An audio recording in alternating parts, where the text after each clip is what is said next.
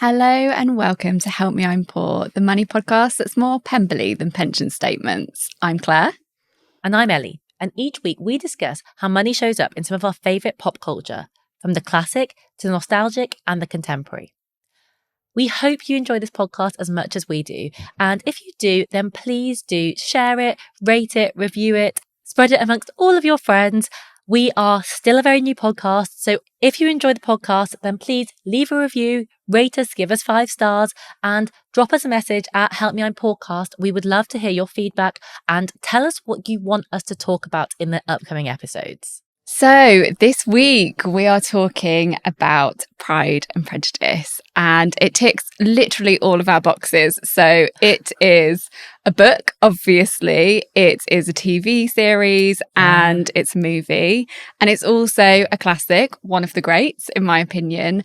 It's also incredibly nostalgic. I think both the 1995 TV series and the 2005 film are really nostalgic depending on kind of your generation or how old you were when they came out. But also the 2005 movie is having a contemporary moment because we are somehow celebrating 20 years since it first came out in cinemas. How is it 20 years since 2005? I'm still 23. Yeah, the math is not mathing.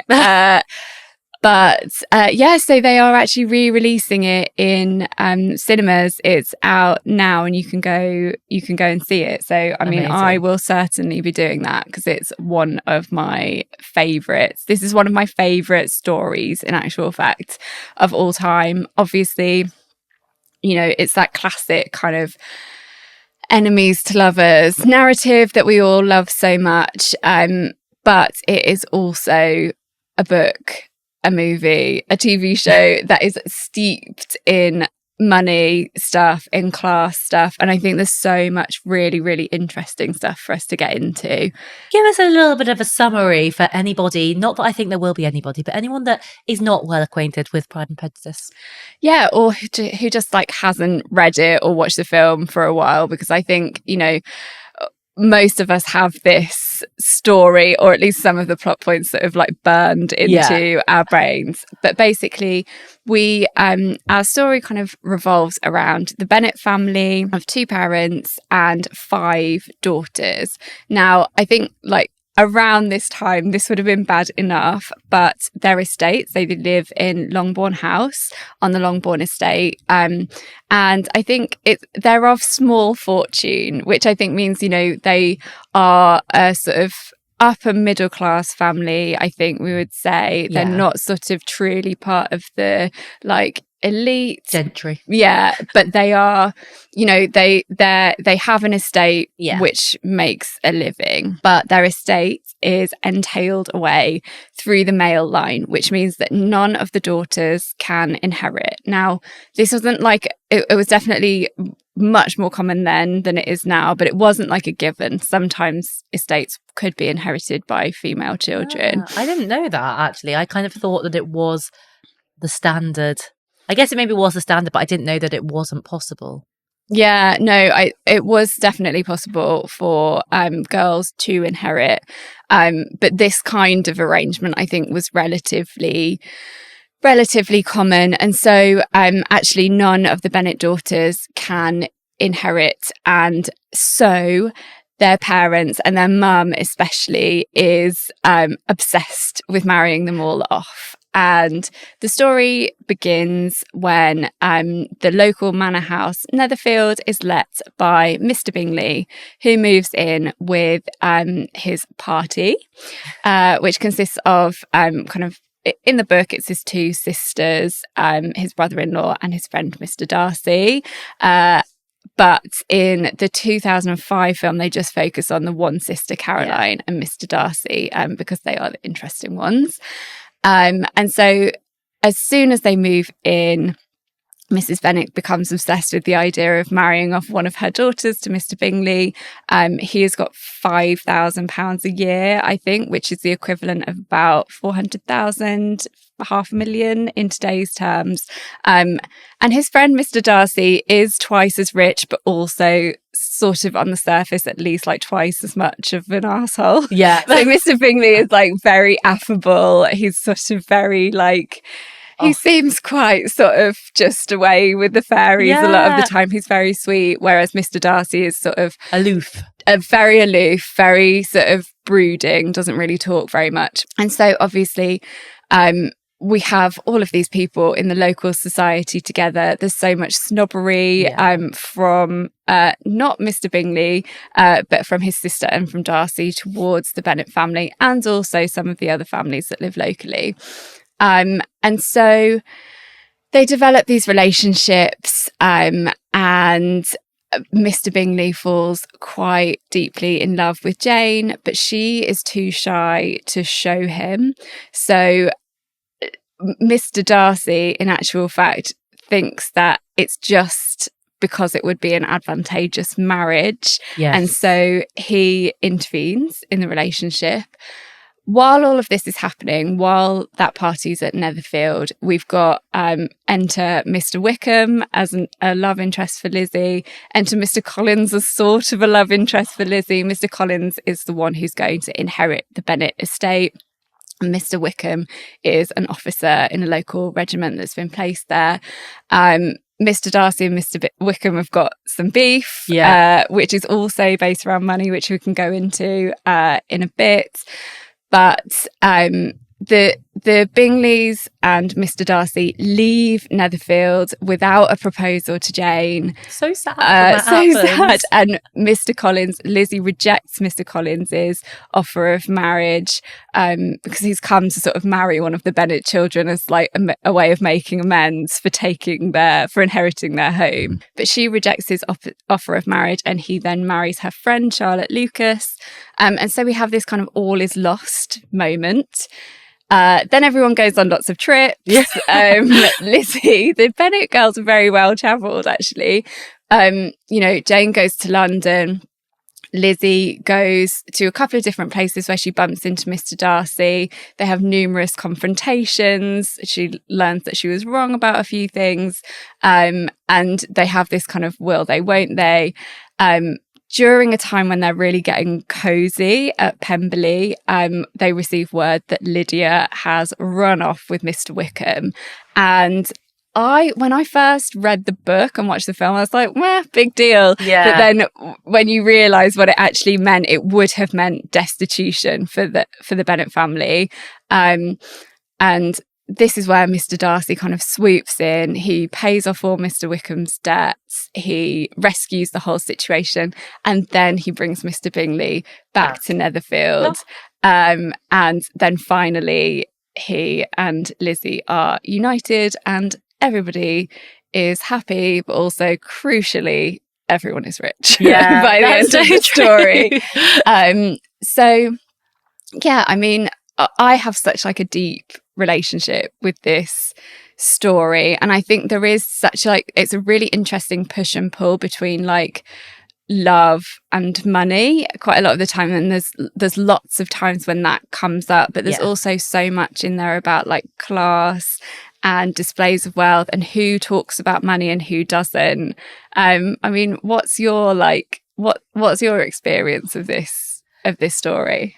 I think it's kind of goes without saying almost that the time in which it's set, so we're talking early 1800s, that class is so much more obvious and visible than it is in 2025. And I think the general conversation about class is quite interesting because I always find it comes up as well with Americans particularly, because there's a very different understanding, or I guess lack of, kind of deep-rooted class in America, because America is quite new.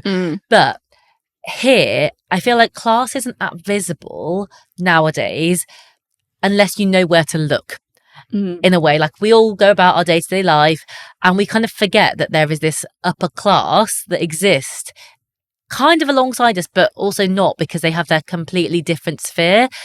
And it's just really visible when you go back to Pride and Prejudice, how important class is, but also how distinct it is. And actually what the significance of marrying into a different class is.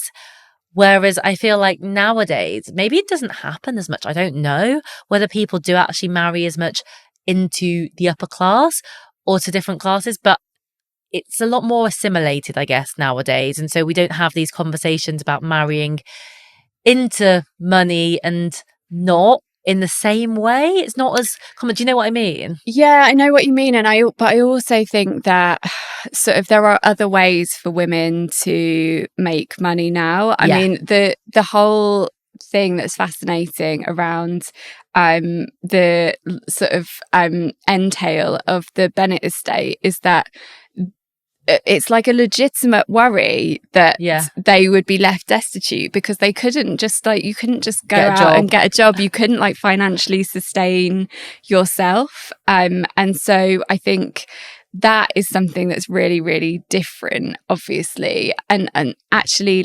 these women in the story, and I think Jane Austen obviously writes women as people, which was not that common throughout history, they're fully fleshed out people with their own wants and needs and desires, and but they don't have very much agency. I mean, I think we sort of it's so shocking when Lizzie rejects Mr. Collins, because it would be what she was expected to do.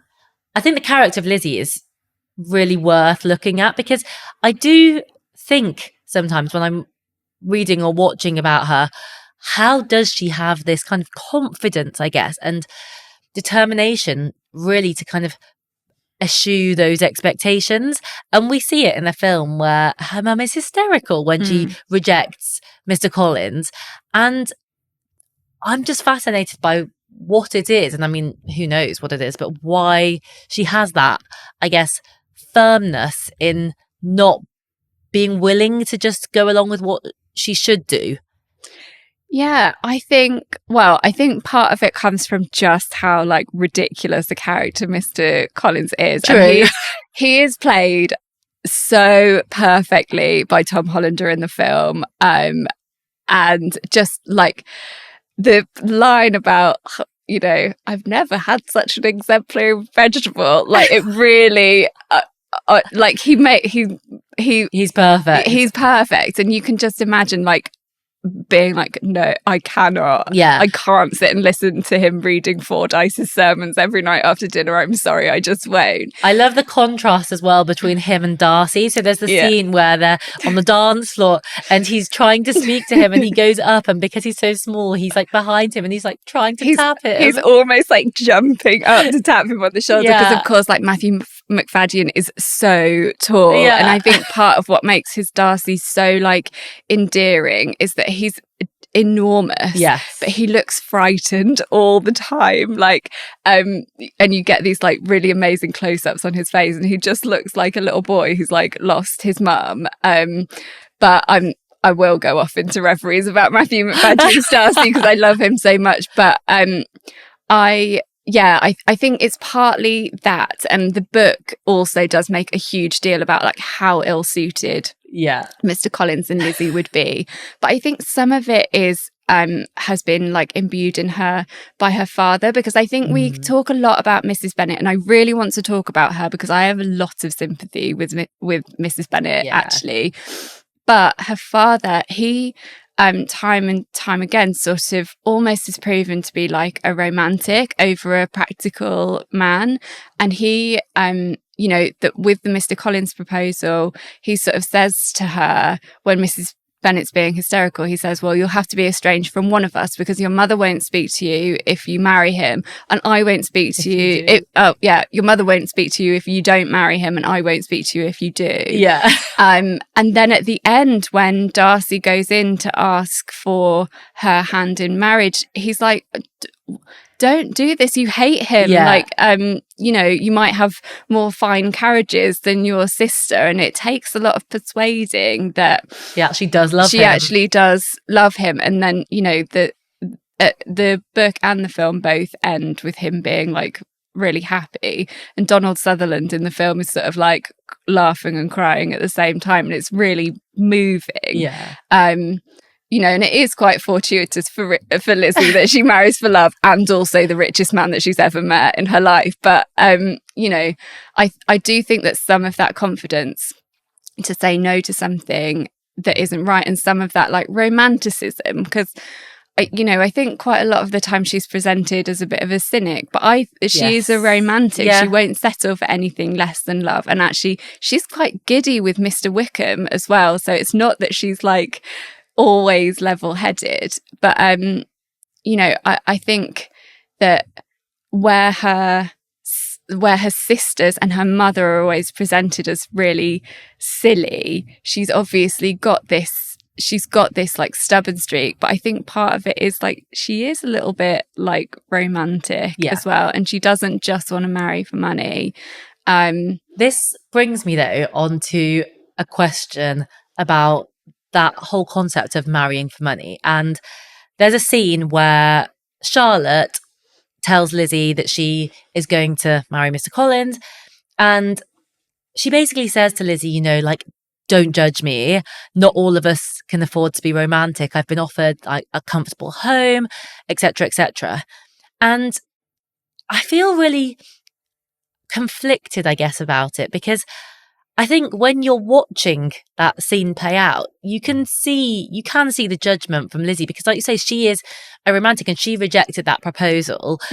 And, you know, we're all, I think, in 2025 in that world of, you know, marry for love, like make a sensible decision, but like, you know, don't marry for money. It's kind of like seen as a not okay thing to do, I guess. But she makes a really good point. And yes, we're in a very different world, but when Charlotte actually is saying, you know, like, this is a good offer, like I can't really turn it down, and like, please don't judge me for that, it does make you feel for her. And actually it made me pause for a minute and think, you know, should we be judging people who do choose to marry for that security? I don't know. Yeah, and I think Charlotte's also got that really heartbreaking line that's been turned into admittedly a really hilarious meme that's like, I'm 27 years old, I have no money and no prospects, I'm already a burden to my parents, and I'm frightened. And I just like, it is like, it really makes you feel for her, but also like you can see why she's making this decision. But I think from Lizzie's part, she doesn't want her friend to endure what she felt would be so unbearable. And I think she can't necessarily see the compromise that Charlotte can see. And I do think that some of us are hamstrung a bit by our inability to compromise. Obviously, it all works out for her in the end. But, you know, I do think that judgment that she has, and that judgment that sometimes people do have people for like settling, and it's not just like money, it's sort of like, you know, marrying someone that you think is going to be a good co-parent, or marrying someone who you think is going to look after you in other ways. Like, there are things that are more valuable than sort of fiery passion, especially like, I mean, most of the book, most of the film, Lizzie and Darcy are arguing with each other, you know? So I think, obviously, ideally, you can have both. Yeah. But I don't think that Charlotte makes a bad decision at all. She keeps him out of the house most of the time. He says, like, Mrs. Collins encourages me to attend to my garden when I'm not at the church. Okay, I've got a quick question for you. When you picture somebody that invests, who do you picture? Be honest, was it a man in a suit? A Jordan Belfort type? Navy gilet on his days off, maybe? Exactly. And that's the issue that I want to talk about. Because for too long, the world of investing has felt like it's been built for people like them, not for women like us. Which is why we're so excited that Help Me I'm Poor is partnering with eToro on their Loud Investing initiative. It's all about raising our voices and making sure that other women see that investing is for us too. Loud Investing was born from a simple idea. If women don't see themselves in the investing space, then they're way less likely to feel like it's something that they should or can do. Think about it. In finance films or shows, women are usually the wives, the secretaries, the girlfriends.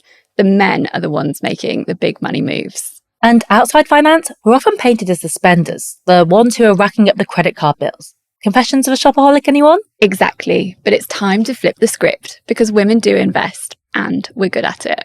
So let's talk about it. Let's be loud about it.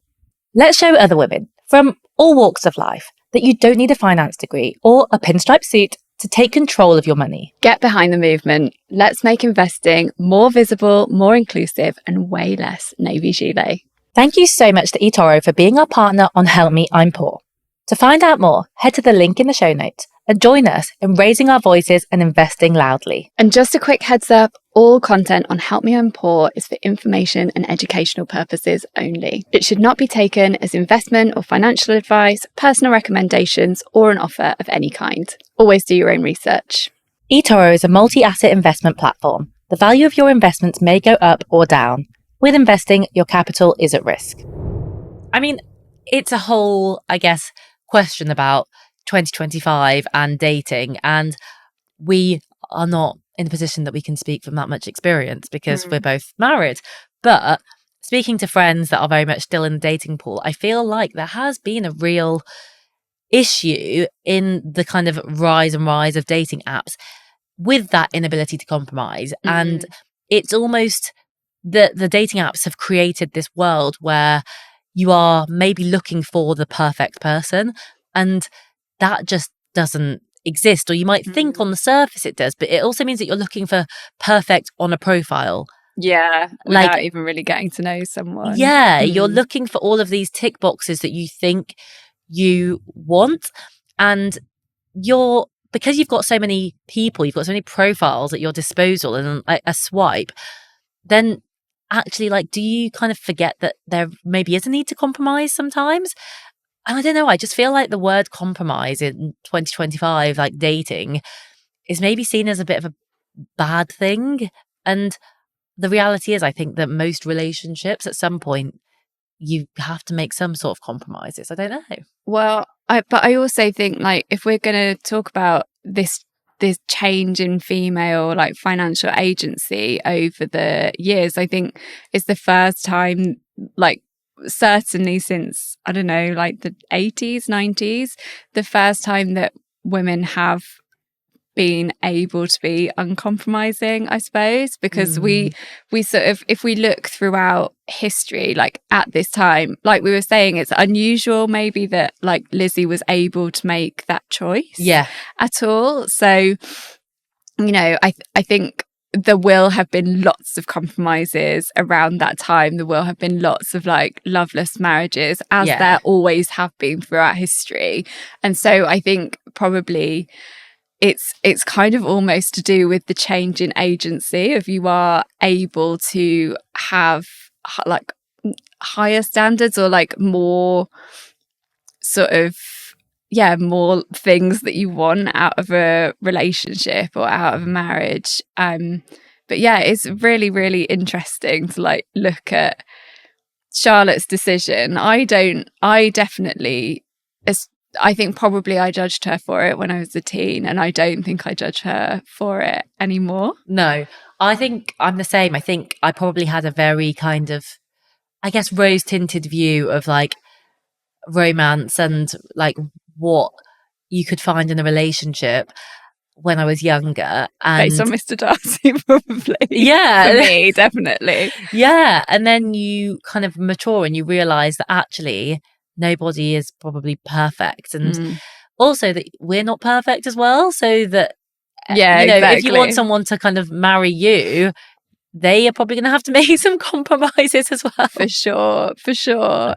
Yeah, definitely. But I mean, another thing actually in the Charlotte Lucas storyline is I'm really interested in how obviously money is a major currency in the story, but another really important currency is beauty. Yes. And so I think that, obviously it is sort of the men have their money and we have our beauty and our charm. And I think, the the Bennet sisters are described as, you know, Jane is supposed to be this great beauty, and she is played by Rosamund Pike in the film. So beautiful. So beautiful. She reads the audiobook as well, which is so really? nice. She's a great audio actor, actually.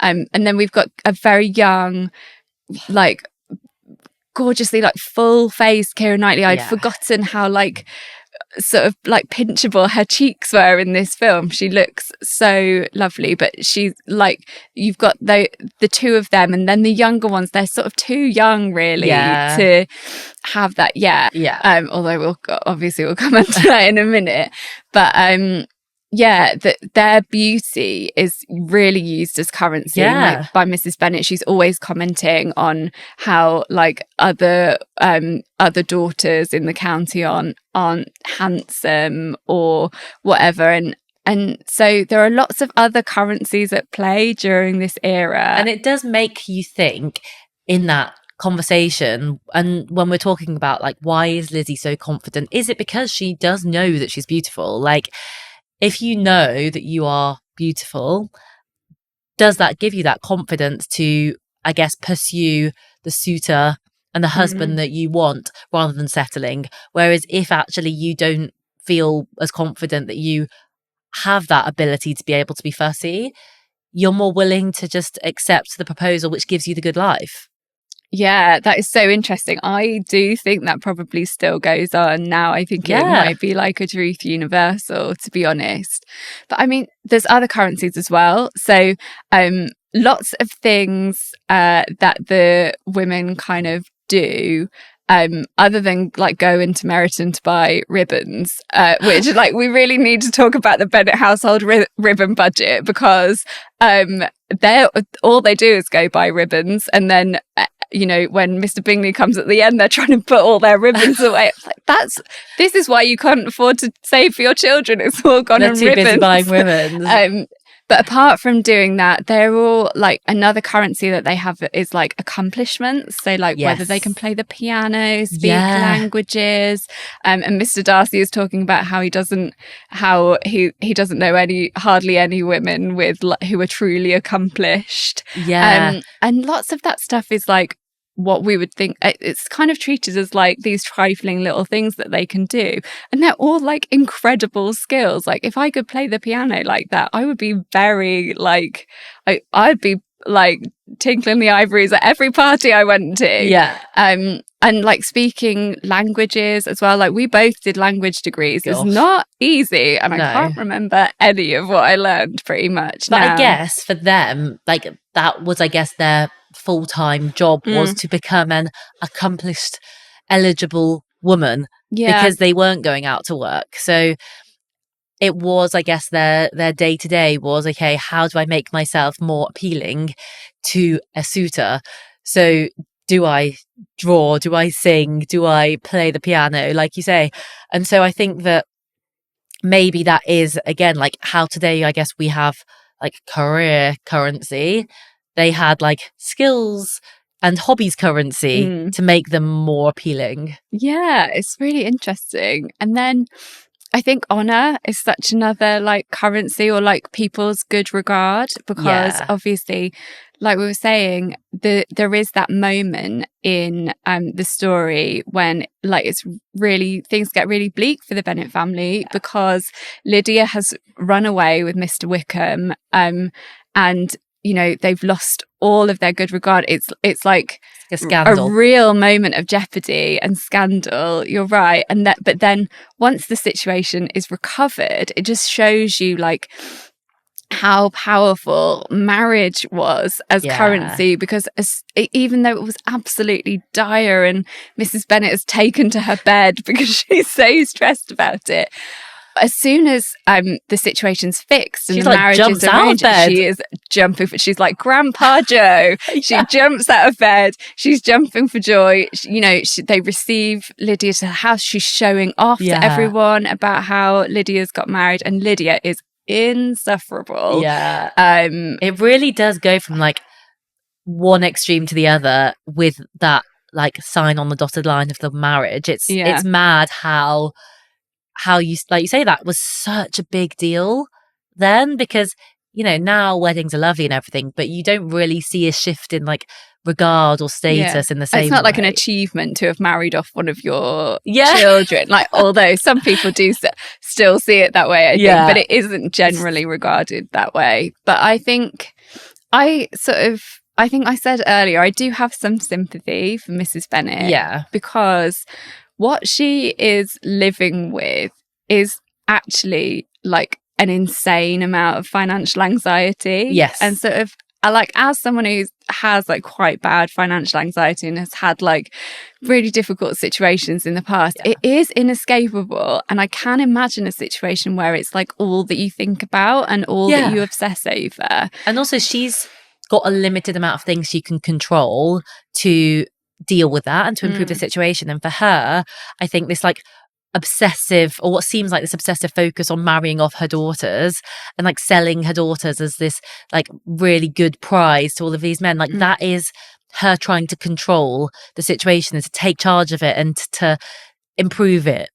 Yeah, for sure. And I think so she is treated within the story and also in like any sort of discourse around the story with like quite a lot of ridicule. In 1995 she's played by Alison Steadman, who we all know plays like the hysterical mum part perfectly, as she does in Gavin and Stacey. She's played by Brenda Blethyn in the 2005 version, and it's all very, very heightened. But I think that what she's dealing with is like quite genuine, legitimate worry. And I also think that Mr. Bennet has opted out of that. Really, they should both be taking equal like responsibility for trying to resolve this. And he has almost opted out because the entire sort of thing is precipitated by like him dying. So he won't have to stick around to deal with the thing. And I do think that happens in quite a lot of couples where one person takes on the entire burden of all the financial stress and the other one is sort of able to be like willfully ignorant of it. Yeah. And do you know what? I would be so interested, and I don't know, but I would be so interested to know, like, big picture, what the split of that is, as to whether it's mostly the men or the women that take it on. Because although I think in our circles, it often maybe is the women, because we are maybe more, I guess, financially literate and clued up about finances. I wonder if actually big picture, a lot of the time it is the men. And I mean, this is a kind of bit of a tangent, but I've had quite a few conversations recently with my husband about the fact that, you know, you do hear a lot of stories about male mental health and challenges and struggles. And one of the big reasons for a lot of that is financial pressure and that burden of being the person that has to keep the money coming in and that has to set the family up and keep, I guess, the lifestyle going that is expected. And I'd just be fascinated to know, like, how that actually is split across like the country, whether it's more men, more women, or whether there is a real mixture. Yeah, I think it's really interesting. We'll have to do a poll on the socials.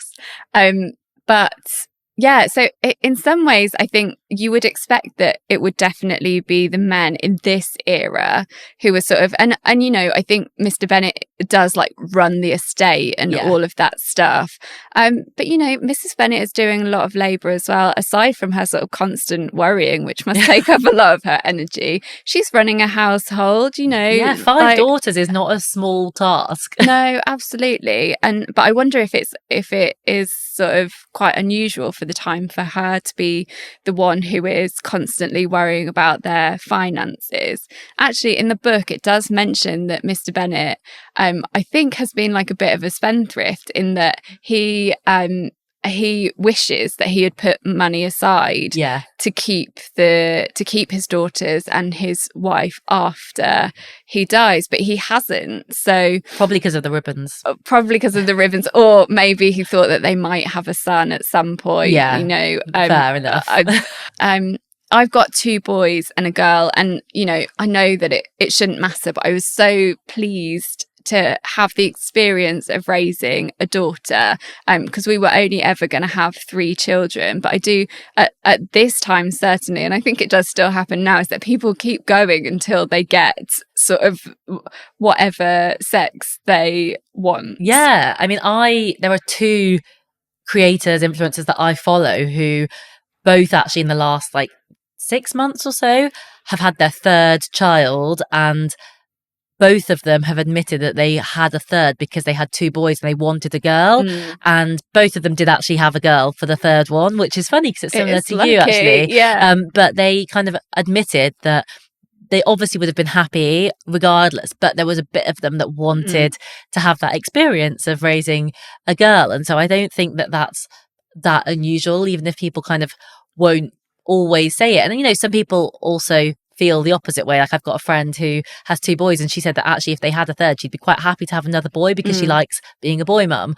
And so I can imagine though that at 5, you probably are expecting that you may have a son. Yeah, absolutely. And so, I mean, I think that potentially during like his younger years when he was still having children, he was like, it's fine. Yeah, there'll be a son. And then sort of had already like spent all of his money basically. And the Longbourn estate that we see in the film, it's very beautiful and it's massive, but it is a like faded grandeur, especially if you compare it to the absolutely pristine grandeur of like Netherfield or Pemberley. You know, it is a bit ramshackle, but you know, if you owned that house now, you'd be absolutely quids in.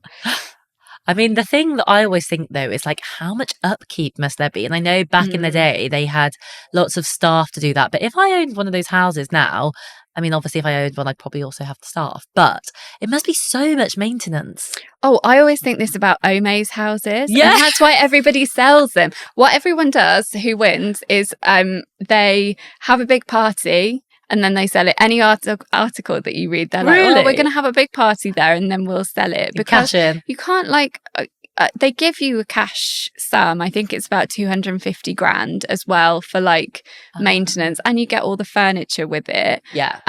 But for most people, upkeeping like an estate of that size, unless you have got a decent income, I think would be really difficult. Tens of thousands. Yeah. And if you're quite happy with your modest lifestyle, like, you know, take the cash. I'm with you. Or if you just wanted to buy like a smaller, massive house. Yeah. Because you like most 2 million, not a 5 million. Exactly. And so, but yeah, you're so right that it's, you know, there's a moment when Mr. Collins is like, oh, to which of my honourable cousins do I owe the thanks for the cooking or whatever it is? And Mrs. Bennet's really affronted. She's like, we're perfectly capable of keeping a cook, but like all of that is expense. Yeah. And it was expected of you. And I think it's like the expectation of what kind of household you could afford to keep. Yes. I think probably is what like kept them like really lean on the finances as well, potentially. Yeah, because you can't spend too much money if you need to keep the cook and the maids, because otherwise that will like really shift how you're perceived in society if you don't have those household staff. Yeah, absolutely. And I think that what's kind of interesting as well is like on the flip side of that, there's so much like deference to wealth throughout. So I mean, Mr. Collins with Lady Catherine de Bourgh at Rosings, and he's just like, that's all he talks about is her, like, my honourable patroness, Lady Catherine de Bourgh. And I honestly really think that if Mr. Collins were alive today, he would spend his days writing very long Facebook posts in defence of Elon Musk, or like simping for billionaires on Twitter. Yeah. So like, he would literally be one of those people that's like, hard work equals success. Yeah. Well, you just need to have a more entrepreneurial mindset. Yeah. But you know, they're at Rosings, and this is like the most relatable that Mr. Collins gets, I think, is when they're at Rosings. He's like, when Lady Catherine's otherwise engaged, he just is like, that rug alone's worth over £300. I was like, that's so relatable, because if I ever go to someone's like a rich house, I'll be like, oh, I've seen that on Instagram. Yeah. That's like £5,000, that vase. I love it. It's like he's literally been like doing the equivalent of like scrolling, looking at like the really high end stuff that he can't afford. Oh, can you imagine what Mr. Collins' Pinterest board would look like? Oh my gosh. Feel like scriptures and rugs. Yeah. I love Mr. Collins though. Oh, I know. He's so great. And honestly, Tom Hollander as an actor is amazing. His Life in the Day article for the Times is one of the best things I've ever read. So good. So we definitely will need to link that in the show notes, because I read it earlier and I was just cracking up reading it. If you like Greg Wallace's, you'll absolutely love Tom Hollander's.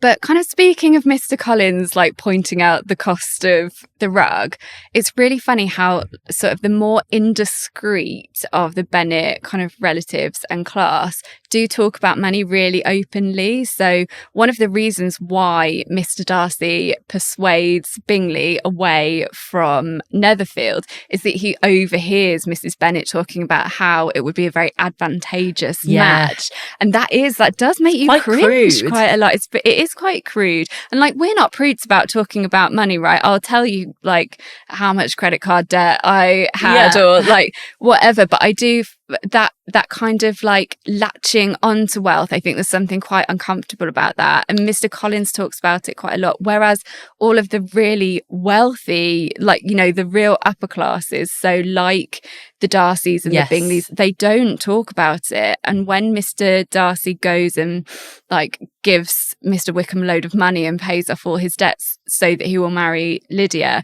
he doesn't want anybody to know. Yeah, and the only reason that Lizzie finds out is because it's kind of hearsay, isn't it? And it's very much that he didn't want anyone to know that he'd done it. So I can't remember what happens in the book. In the film, Lydia lets slip at dinner that he was at their wedding, and then she obviously she can't keep her mouth shut about anything, can she? Too excited.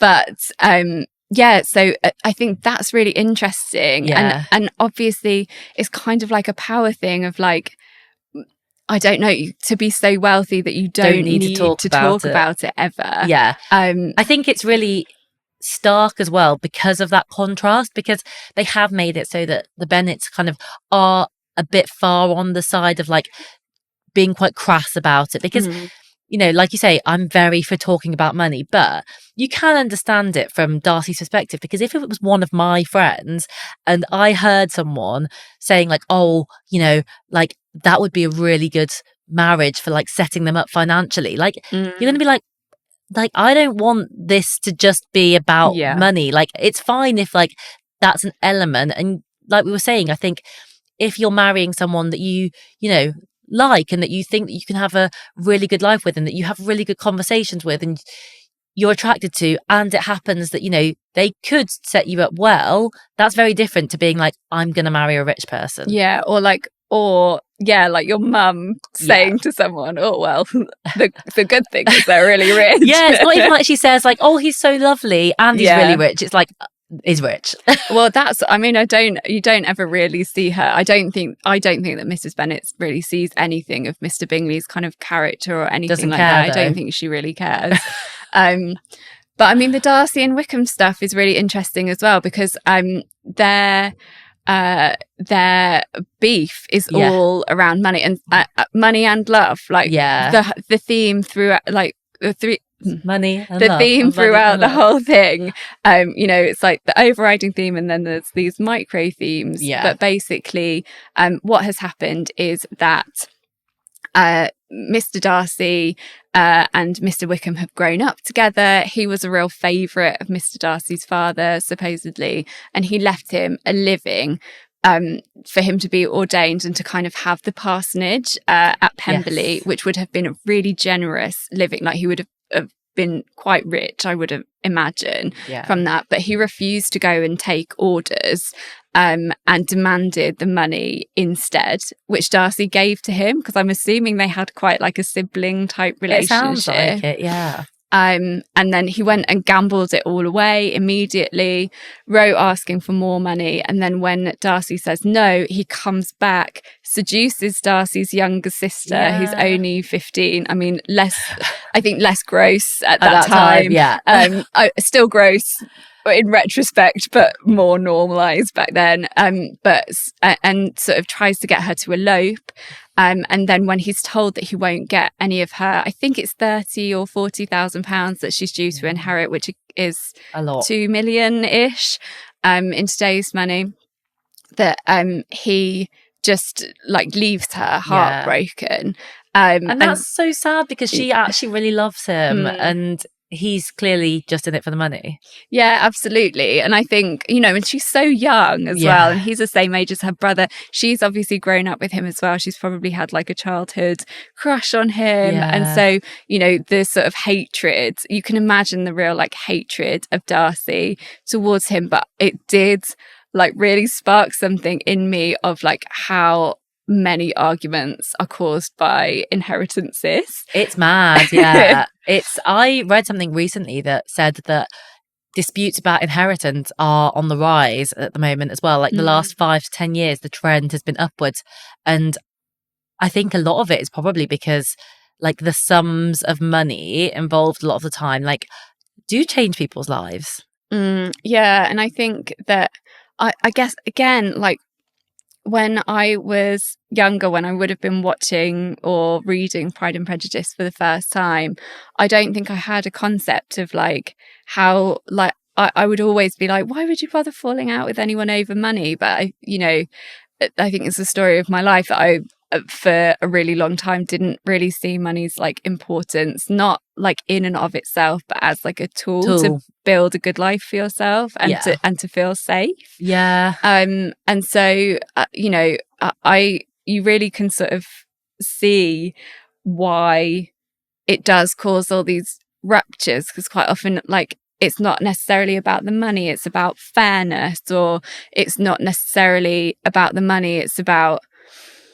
why didn't the person who's died care enough to protect you, and I think that it's quite often all of the emotions that come behind it that cause all the beef. I mean, obviously not in Wickham's case because he's just like a straight up gold digger, but I do think it's really interesting how many disputes that causes. Yeah. And it's sad as well. Like, I think, we've talked about it before, but like, you would hope that actually with better communication about money, then you could avoid some of this. I mean, maybe not back in Pride and Prejudice days, but at least nowadays, that a lot of the disputes that happen about inheritance is because people are not discussing the setup and they're not kind of aligning expectations beforehand. And then you kind of get to where someone's passed away and you see what the will says and people are like, well, no, that's not fair. Yeah. And it's just that misalignment of expectation. And then I think for our generation, you've always got thrown into the mix, like how common it is to have a blended family. Yeah, and that's a podcast on its own. Yeah. We have got some behind the scenes stuff on this, which I think like first and foremost is the fact that Pride and Prejudice is probably responsible for like quite a lot of my own personal financial woes, both in the fact that it was like it really like romanticized me, I think, in a way that I like really didn't see the importance of money, and I like always sort of discarded it as anything being important, sort of like based on the choice that Lizzie makes with Mr. Collins. But also, so I live in Bath and I literally chose to go to university there because I was reading a lot of Jane Austen at the time. And then I had already applied because it had a really good languages degree, but that's the reason why I chose to go there. And I still live there now, and it's part of the reason why I'm so broke, because it's such an expensive place to live. But it's beautiful. It is so beautiful. But also, so Pemberley was shot at Chatsworth House, which is estimated to be worth about 900 million. now. That's insane. But apparently, actually, Pemberley in the story. So it's mentioned when Lizzie goes on her trip to the Peak District, where she bumps into Darcy at Pemberley.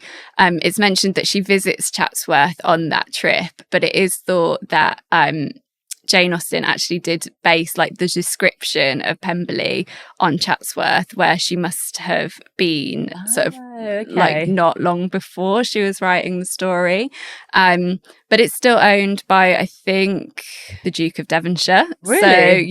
So they live there and own it. And I think it contributes quite a lot to like the local economy. But I think sometimes parts of the house are open so that you can go and have a look around. But I don't think that like stone statue of Matthew Macfadyen is still there, unfortunately. I can imagine they probably got rid of that one quite rapidly. I would absolutely love to know where that is. It's probably in his house. Can you imagine he like putting it in your toilet like a stone head of you? Who is it that's got their Oscar in their toilet? Is it Kate Winslet? I can't remember, but I have heard this. Yeah. So, I mean, I think that's all we've got time for. And I can't believe that we didn't even mention Darcy's proposal, in which he totally, like, just is negging Lizzie throughout of like, well, even though you're like poor, even though your family's ridiculous. Awful. Yeah. Yeah. Like, in spite of all of these things, will you marry me, please? It's no wonder she says no the first time. I don't blame her. Oh, well, what can we learn from Pride and Prejudice? I don't know. There's loads of lessons in there, I'm sure. Yeah, it's a good question, actually. I think my takeaway from Pride and Prejudice is probably just that importance, again, of thinking about the future and trying to set up yourself and your children if possible, but like having one eye on the future, because so much of what we see happen is because of the fact that Mr. Bennet and Mrs. Bennet haven't really got a plan for the kids. They're relying on the marrying off to be able to provide for the future. And as we know, he did acknowledge that had he thought about it earlier on, that it maybe could have avoided some of the stress and hysteria that we then see happen. So I guess, thinking a little step ahead rather than just spending all the money right now. Yeah, especially not just on ribbons. That's ridiculous. No. Okay, well, that is all we've got time for today. Thank you so much for listening. Please do go wherever you get your podcasts. Leave us a 5-star rating. Leave us a review. You could tell us what you'd like us to cover in future. You can also follow us on socials at Help Me On Podcast. Thanks. Bye.